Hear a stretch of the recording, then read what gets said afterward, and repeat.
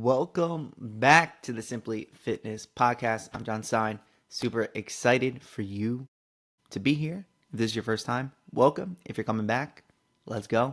Let's get after it. So, like I've been doing, we're starting off today, random thoughts. So today, I want to talk about this new habit that I've been doing, getting back to, not really starting for new, but reading. Fell off for a little bit, but here we are. I want to talk about the two books that I'm reading right now. I usually read two books at a time, a nonfiction book and a fiction book, just to help diversify, don't get bored of it. Super fun. So right now, the first two, really my third and fourth book of the year, The Obvious Choice by Jonathan Goodman. This is a great book. It's a new business book that he wrote. It's a different line of thought from what people think they should be building their businesses off of. I think it's really good so far. It's got some really great ideas behind it, things that you can really play off of, especially if maybe living on social media is not like your biggest thing and it doesn't make you feel the greatest. This book has a lot of great ideas about it. So, highly recommend. He writes a lot of great things. He is a really big in the fitness space, but in all spaces. This is a very general business book, not just on fitness, even though he uses it for some references there. And then my fiction book right now, little guilty pleasure, awesome. I love it and enjoy it, is the third book, Onyx Storm in the Fourth Wing series. Absolutely love it. It's, again, fiction is one of my favorite things, and dragons, love dragons. Anything with dragons in it, I will pretty much read. So if you got recommendations, send them my way. I will 100% read it cover to cover. So far, so good. Enjoying it. Always some twists, always some turns, always a good time. Definitely just something fun, creative. You know, a lot of people knock fiction books. They're like, I don't like fiction books. I only want to read nonfiction. Like, it just helps you get creative. It helps you branch out of your mind to get these ideas and get creative. So the more I read, the more creative I become, the more ideas that I, get in my mind that helps me with the things that I'm doing. Even though dragons has nothing to do with what I'm doing, it just helps me become a little bit more creative, a little bit more imaginative, get different examples about the things that I'm talking about and the ideas to better help my clients. And I have a pretty, not a huge goal, but 7,000 pages is my goal by the end of the year. I want to read 7,000 pages. I want to really get back into this habit of reading. I got my library card, in my new town. So I'm going to I already got my list on Goodreads, downloaded the app, started making a list of the books that I want to read. So I stopped buying so many books because I have a pretty decent sized library. It goes all the way down to the bottoms of the shelf. So a lot of it's hidden away. But yeah, just trying to help myself expand my mind, get creative again, enjoy reading, because reading is amazing. Stories are amazing. That's how we live life. So you got to make sure, I always suggest, find a book, read it, love it. It doesn't have to be nonfiction. It can be fiction. Enjoy it. Have a little time outside of our phones. I believe in hard copy, old fashioned. I'm not a big fan of the Kindle. I have never owned one, but I just like the idea of holding the book, reading it, highlighting it, doing all that fun stuff. Now, next random thought, I want to talk about exercises that I'm loving right now. I'm about halfway through my program, and a few of them just stand out, and I want to talk about them, and just give you maybe some ideas of things that you can add to your program and why they're important. So right now, first one is probably going to be a little bit of a hot take, but Bulgarian split squats. I love split squats. 1, 2 Bulgarian split squats. They are a humbling exercise. Trust me. I have some pretty strong legs. I lift some heavy weights, but with Bulgarian split squats, you try to hit that same level, they'll stop you pretty quick. And especially with me being focused on running, the stability aspect of being in a split squat with that foot elevated, really focusing on that one leg and being able to stabilize it is right up my alley and really helping me with all my imbalances that I do have because of the injury that I had a few years ago. And it's really helping me with that. Plus, I don't know how I just learned about this, but the whole, if you haven't seen it before, I would highly suggest looking up how to set up for a Bulgarian split squat, not to put your foot up and jumping around trying to figure out that spot. But if you take a seat on at the edge of the bench and place the leg out. So whatever leg's in front. So if it's your right leg, put your right leg out, put that heel into the ground, then stand up and place that foot then on the back. That's a perfect length right there. Whoever figured that out, bravo, bravo, because it really does help the setup. I teach it to everyone who comes, all my clients, all my group fitness classes. It just makes it so much easier, and you feel so much more comfortable in it automatically. So then you can just get right to work. So don't knock it. Just because it's a hard exercise does not mean you should exclude it from your programming. Doesn't need to be there all the time, but again, I would highly suggest adding it in. And then one that I just love, incline bench press. It's in my program right now. Incline, I don't really do too much, but I'm just loving. It's probably one of my heaviest exercises. Pair that with a bench supported row, so it's just really fun to push some heavy weights, pull some heavy weights. It's always great to have something really heavy and you're just moving it. It just feels good. It feels great. It's a confidence boost, and it's fun just challenging the weight again. I've gone so long without having a systematic approach and progressive approach to my workouts. I was just working out, enjoying it, having fun, which is amazing. But now trying to be a little bit more systematic to be able to challenge myself a little bit more with the weights. So it just feels good to, be back. And I'm just really loving it. And sometimes some exercises in your program might not be the most beneficial, but they're just fun. And you just enjoy them. And if you enjoy it, I 100% believe you should be putting it into your workout. So sometimes you just do it because you love it. So add the things in that you love, because why not? It's your workout. Do what you freaking want to do. You got to do some of the things you don't want to do all the time, but you should 100% be doing something that you want to do. Well, let's get into the meat and potatoes of today. It's probably why you came here. We're going to go over meal planning from start to finish. I'm going to go through what I do each and every week to set up my meals. This includes meal prepping, but this isn't. I think a lot of people can confuse meal prepping and meal planning. If you can plan your meals ahead of time, either by the steps we're going to talk about, prepping, whatever the steps that you need to take to plan out your meals, is going to be a huge boost to your nutrition. It's going to be the easiest and best way for you to stay on track with your nutrition.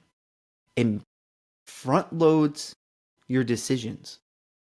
So when you're at the peak of your decision strength, your peak of your motivation, your discipline is right now. It's usually in that moment when you're planning. So now you can make the decisions for your future self. Because I don't know about you, I can't tell the future. I'm pretty sure you can't either. So we don't know what's going to happen this week. The week could be a complete crap show. We don't know. It could be the best week ever. We don't know. So if we have already made the decisions for ourselves to get closer to our goals by eating X, Y, and Z for breakfast, lunch, and dinner, you're already set up. And yes, that might change. And it might change to some degree. Some weeks a little bit more, some weeks a little bit less. Surprise dinner, you forgot, your lunch, whatever it may be. These are real true things.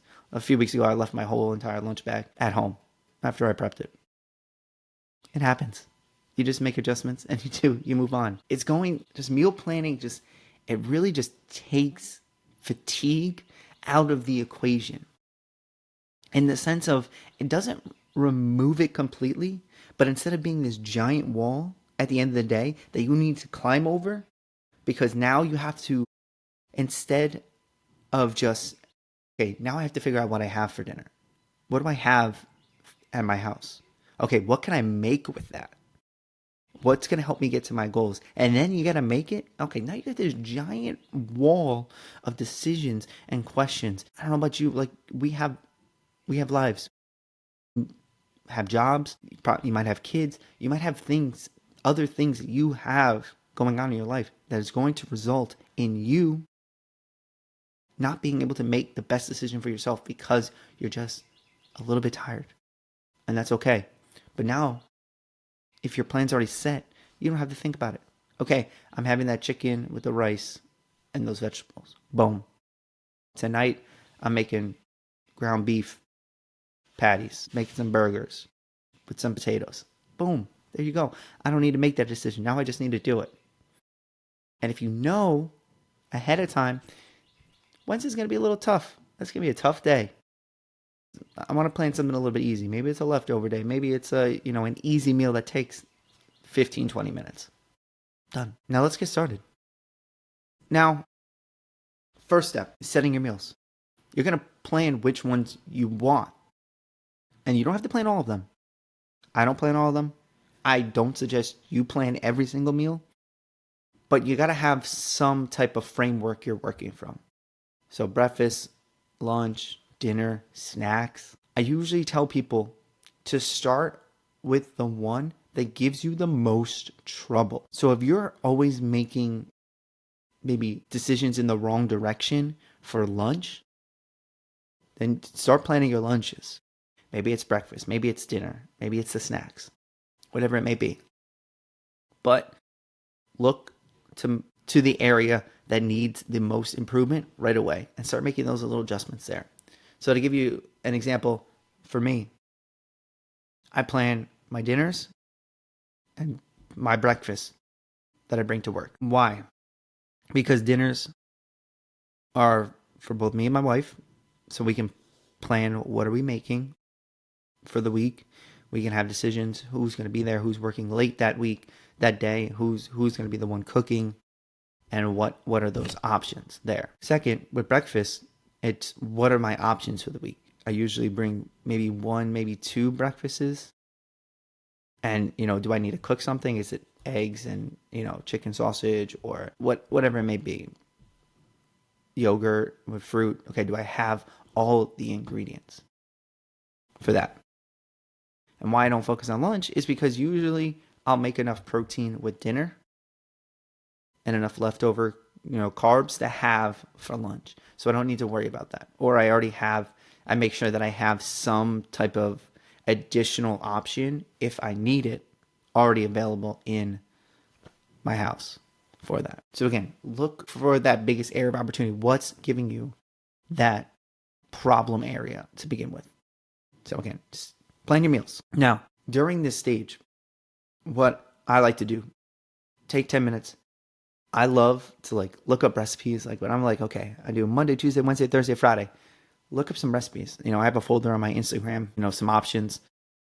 Have fun with it. This is your time where you're planning out your meals and you're going to look forward to the things you're going to eat. Oh, I'm pumped for my lunches this week. I'm pumped for my dinners, my breakfast.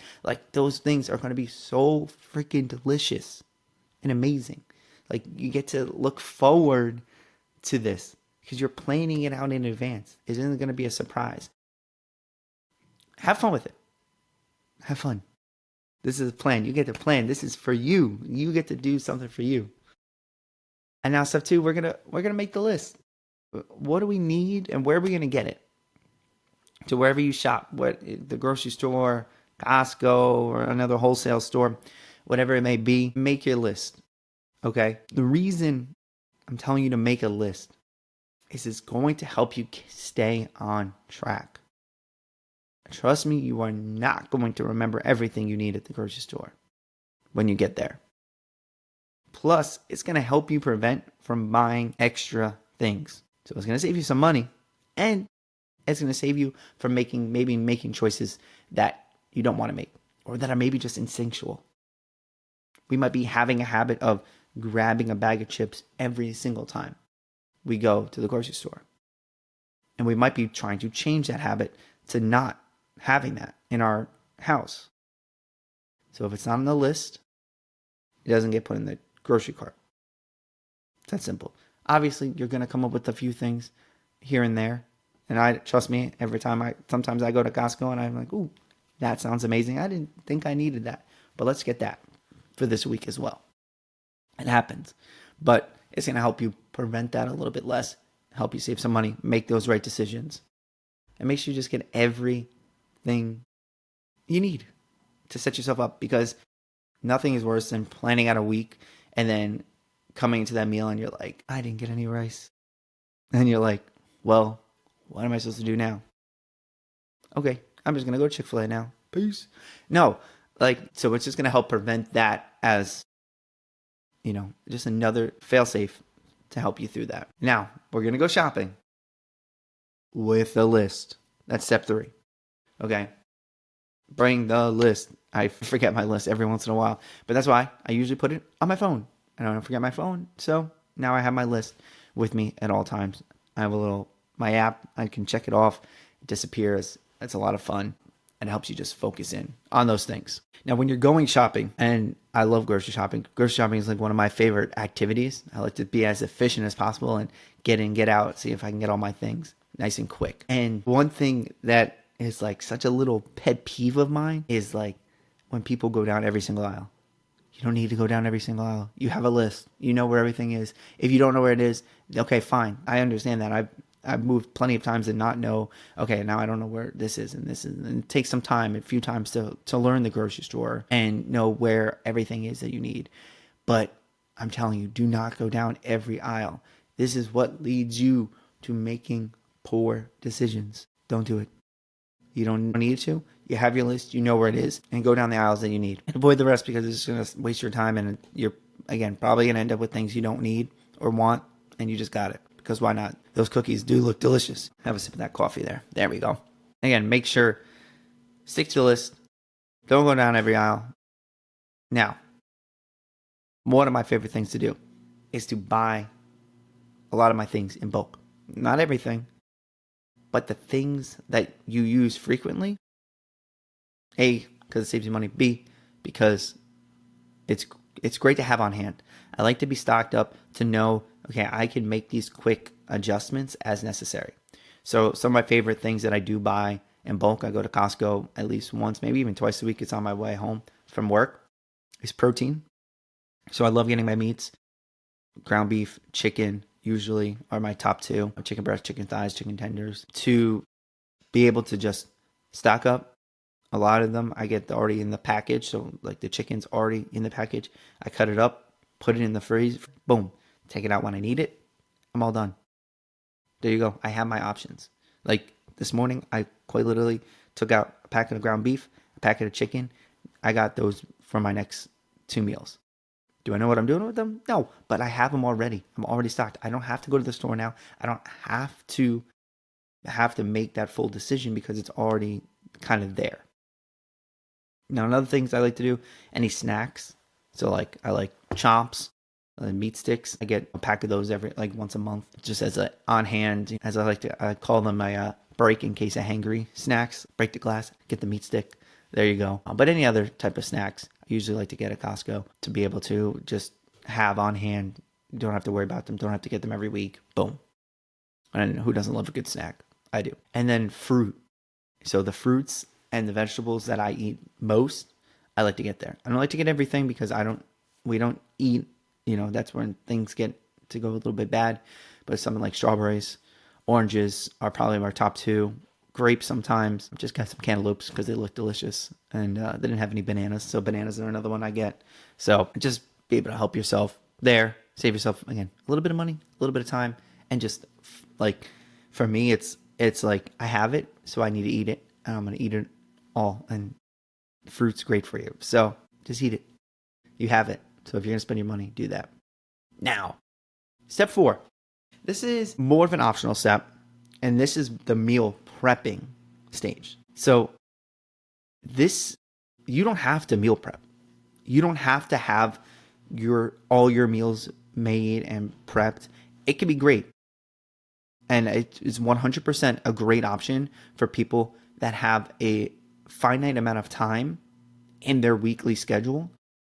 If you work a very busy job or multiple jobs during the week, and you're like, I don't have the time to do this, then yes, I would 100% say, okay, you have time on Sunday to be able to do all this, shop, get your list done, and then prep a few meals. I would 100% suggest it.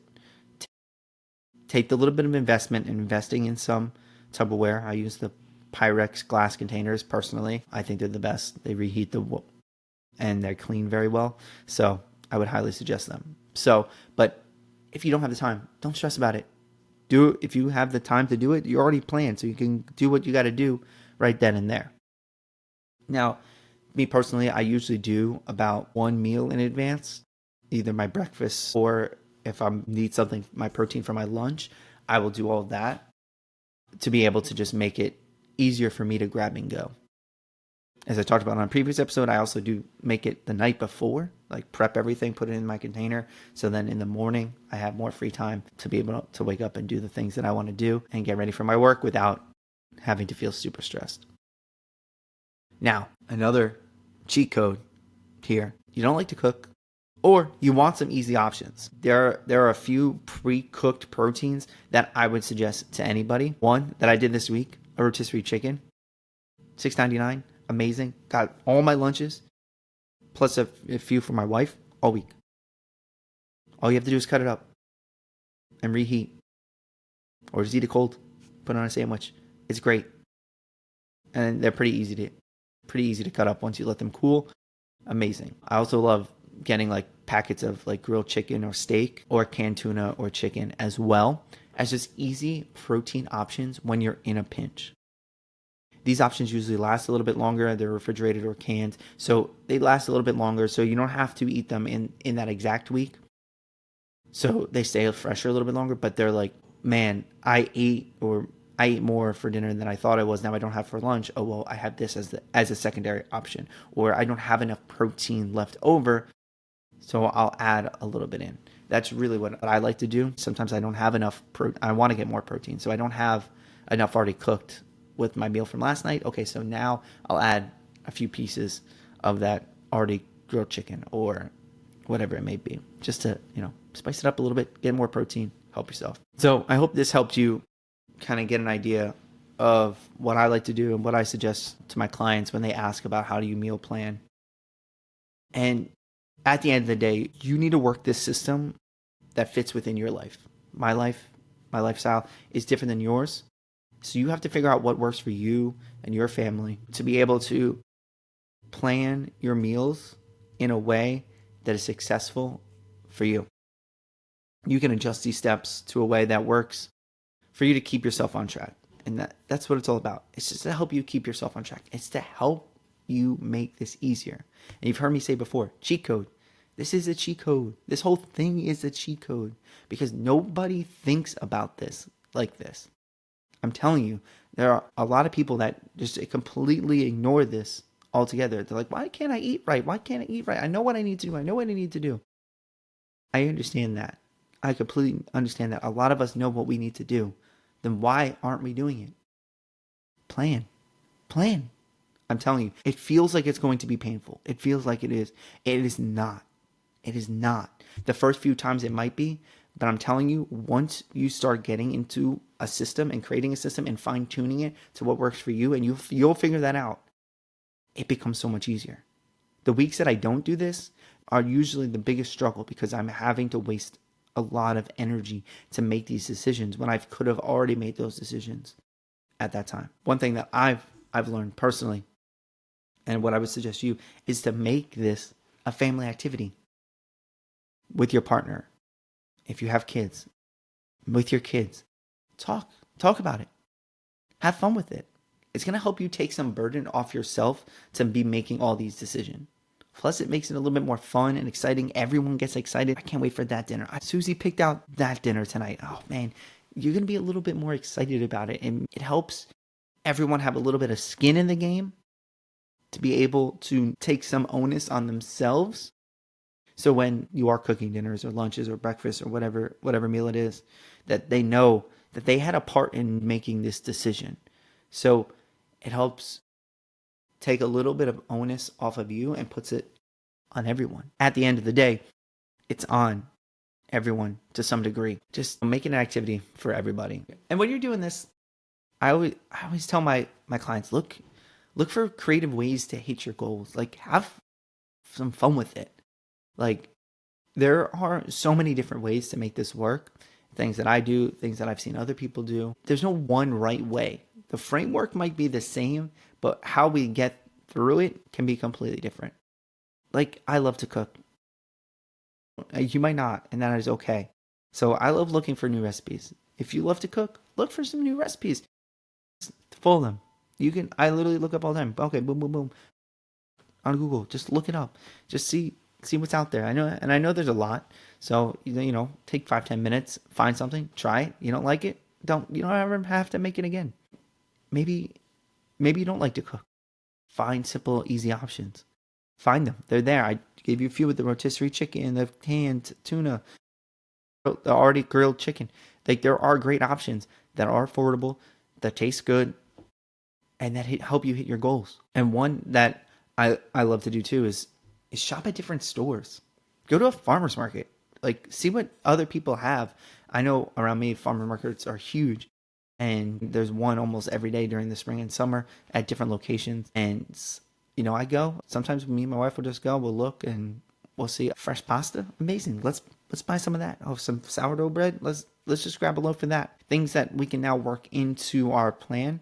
Okay, I got this at the farmer's market, so maybe I'll take this option out. I'll push it maybe to next week.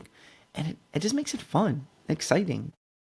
And you notice that you'll start even too getting into, some habits and some meals. Like, I know there's things that me and my wife cook almost every single week. And you know what? That's okay. Like, it doesn't always have to be new and exciting. And that's what makes it even easier, is that we know we like these foods. We know they hit our goals. And so when we don't want them, we just say, nah, I'm going to make something else with that chicken or that beef that's not, burgers. That's okay. That's all good. So I really hope this helped you, gave you a good framework on how to tackle your own meal plan. And now it's your turn to plan your meals. Now, if you do need some help, I'm here for you. That's why I'm here. Let's do it. Okay? Shoot me an email, john.stein@maximalu.com, or send me a DM on Instagram @maxucoaching, and I'll be more than happy to help you tackle your meal plan with you, answer any questions you might have. If you need some recipe ideas, I quite literally have a whole folder on my Instagram and my Facebook with tons of different ideas. Probably something that you've been looking for, especially some easy, simple ones. Air fryer, got one for Christmas. Absolutely love it. So I've been experimenting with that as well. So keep eating like a champion. Let's keep crushing our goals. Till next week, let's go. Peace.